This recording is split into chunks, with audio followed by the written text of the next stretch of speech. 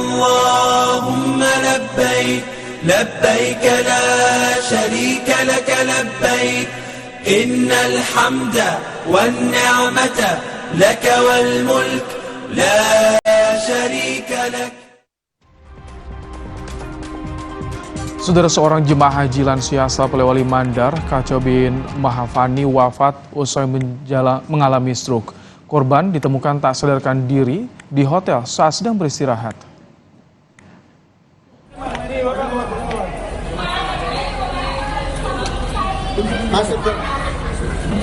Seorang jemaah haji asal Polewali Mandar, Sulawesi Barat dievakuasi petugas haji ke Rumah Sakit King Faisal Arab Saudi untuk mendapatkan pertolongan usai terserang stroke. Setelah dirujuk dan ditangani tim medis, korban dinyatakan wafat. Jenazah dimakamkan usai disolatkan di Masjidil Haram. Berita duka telah disampaikan pelaksana harian Kasih Pelayanan Haji Polewali Mandar kepada keluarga korban.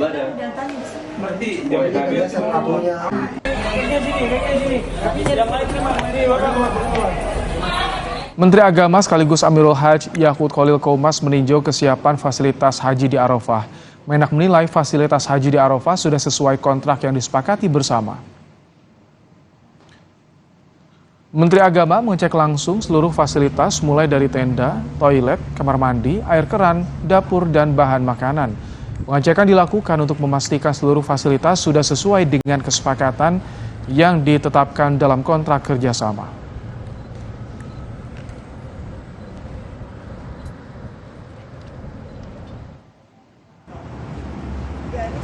Tim pengawas Timuas Haji DPR RI menemukan sejumlah merek asal Indonesia dibajak negara lain, seperti tepung, beras, dan sejumlah bahan pangan lain. Hal itu dilakukan guna mengakali aturan terkait penyediaan bahan baku untuk catering jemaah haji Indonesia.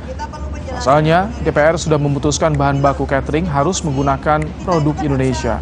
Arwan menilai ini merupakan kealpaan atau ketidakmampuan Menteri Perdagangan. Lahan tempat produksi mengantar, kami kira tidak ada persoalan. Persoalan kemudian adalah bahan baku yang kita sebutkan berasal dari Nusantara itu belum terpenuhi.